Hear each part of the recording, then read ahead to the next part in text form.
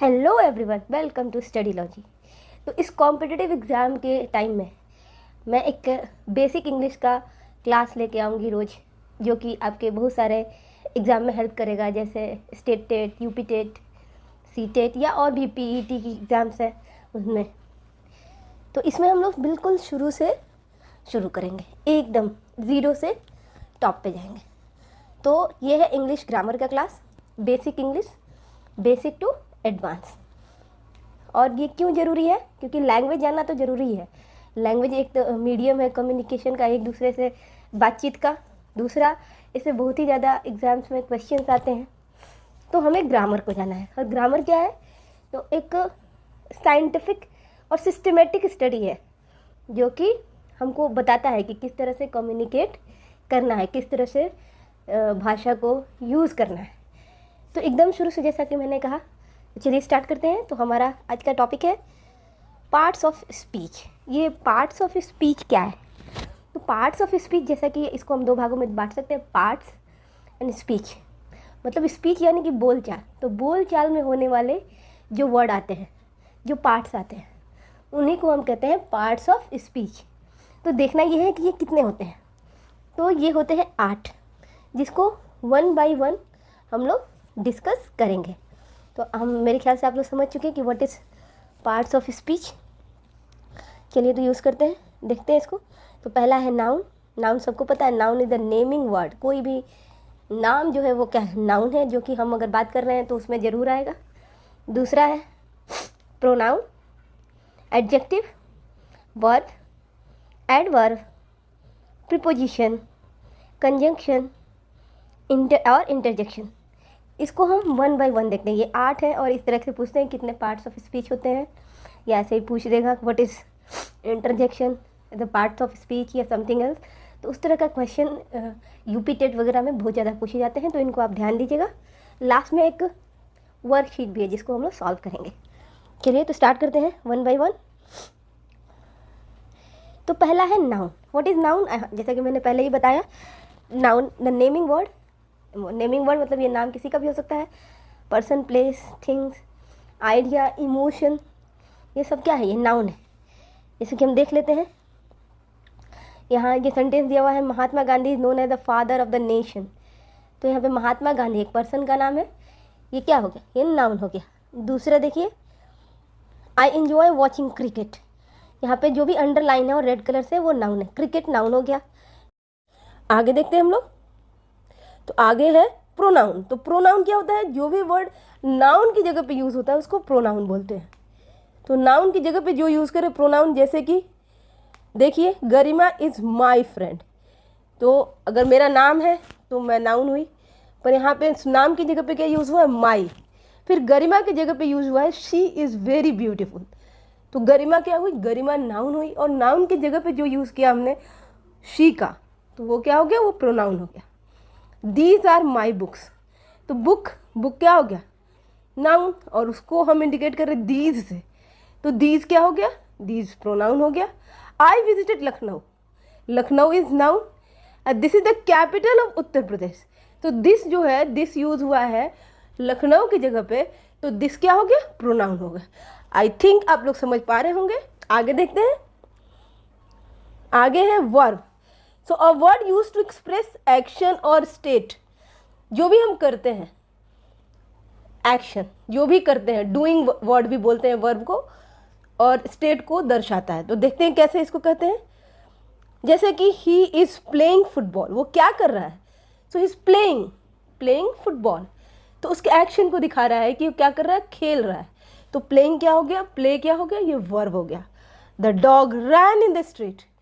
रैन क्या हो गया? रैन भी, run, that is also verb. The cat sat by the window. Sat, cat क्या कर रही है? बैठी हुई थी कहाँ? Window, by the window. तो उसको क्या बोलेंगे? सेट। और सिट को नाउन बोलेंगे। और आई प्लांटेड 10 ट्रीज येस्टरडे। मैंने क्या किया? तो मैंने प्लांट किया। तो प्लांट क्या हुआ? प्लांट भी वर्ब हुआ। तो ये हमारे एक्शन को दर्शाता है, या डूइंग वर्ड कह सकते हैं, जो हम करते हैं। नेक्स्ट है एडवर्ब। तो एडवर्ब क्या है? That is the word use to describe a verb verb को डिस्क्राइब करे या एडजेक्टिव को डिस्क्राइब करे या फिर किसी अनदर एडवर्ब को डिस्क्राइब करे। तो देखते हैं इसको कैसे कैसे इसको डिफाइन करेंगे, कैसे पहचानेंगे। तो देखिए, दे लिव्ड हैप्पीली, तो दे लिव्ड क्या हुआ, लिव्ड वर्ब हुआ, और किस तरह से वो लोग रह रहे थे, हैप्पीली। तो हैप्पीली क्या हुआ, ये डिस्क्राइब कर रहा है किसको, वर्ब को, तो हैप्पीली क्या हो गया, ये एडवर्ब हो गया। निकिता इज़ वेरी ब्यूटीफुल, हम जानते हैं ब्यूटीफुल एडजेक्टिव है, पर कितनी है, कितनी ब्यूटीफुल है, वेरी ब्यूटीफुल। मीन्स ब्यूटीफुल को भी, एडजेक्टिव को भी ये वेरी आके डिस्क्राइब कर रहा है, तो वेरी क्या हो गया, वेरी हो गया adverb. Radha speaks English quite well, तो यहाँ पे क्वाइट वेल क्या हो गया, ये भी एडवर्ब हो गया। And he ran quickly, again verb को डिस्क्राइब कर रहा है, तो ये क्विकली क्या हो गया, ये एडवर्ब हो गया। आई बिलीव आप समझ पा रहे होंगे। नेक्स्ट देखते हैं। नेक्स्ट है preposition, a word use to show relation between two words.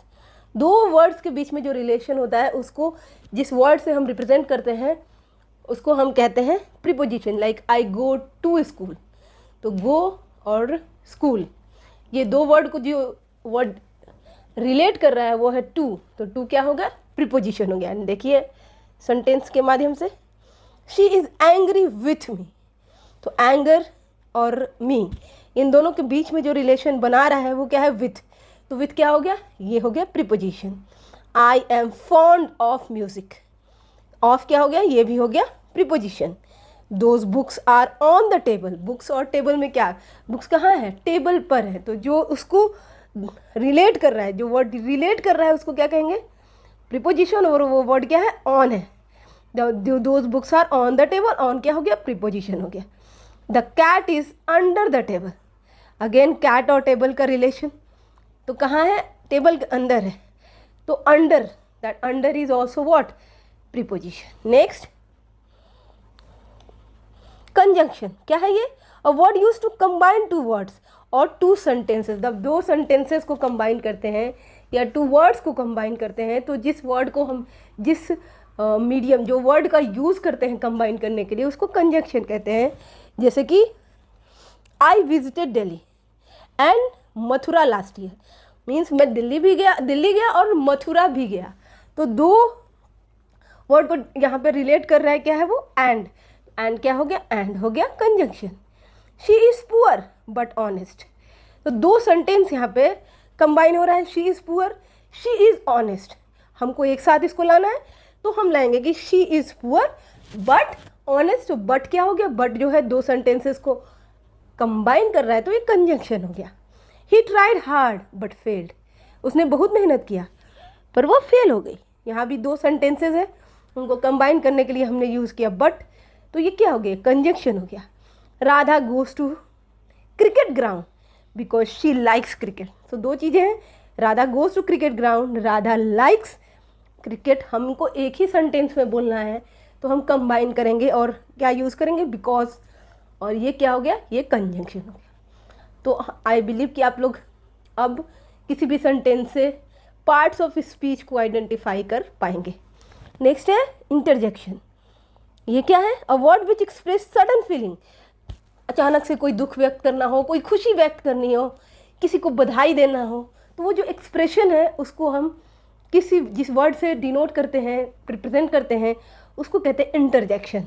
जैसे कि ओह आई लॉस्ट द मैच, तो ओ जो हुआ ये क्या हुआ, इंटरजेक्शन हुआ। ये आई गॉट हिज एड्रेस, ये भी क्या हुआ, इंटरजेक्शन हुआ। जैसे किसी ने बहुत ही अच्छा किया हो, एक्सीलेंट, ये भी क्या हुआ, इंटरजेक्शन। हम अपनी फीलिंग को दर्शा रहे हैं इस वर्ड से, तो इसको इंटरजेक्शन कहेंगे। वेल डन, ये भी क्या हुआ, इंटरजेक्शन हुआ। तो ये सारे के सारे क्या थे, पार्ट्स ऑफ स्पीच थे। अब है आपके सामने एक प्रैक्टिस जिसमें आपको ये जो रेड कलर से डिनोट किया हुआ है इसको आइडेंटिफाई करना है और कमेंट सेक्शन में बताना है कि ये कौन सा पार्ट्स ऑफ स्पीच है। जैसे I saw him before, he had eaten chocolate, yesterday we booked 2 tickets for movie, he jumped high and he was hiding behind the tree। so जो भी रेड कलर के हैं प्लीज़ इसको comment section में बताइएगा कि ये कौन सा पार्ट्स ऑफ स्पीच है। ये वर्क आपके लिए, और आई बिलीव आपको अच्छा लगा। इसके लिए थैंक यू, और kindly like, subscribe and share अगर ये आपको अच्छा लगा हो। Thank you.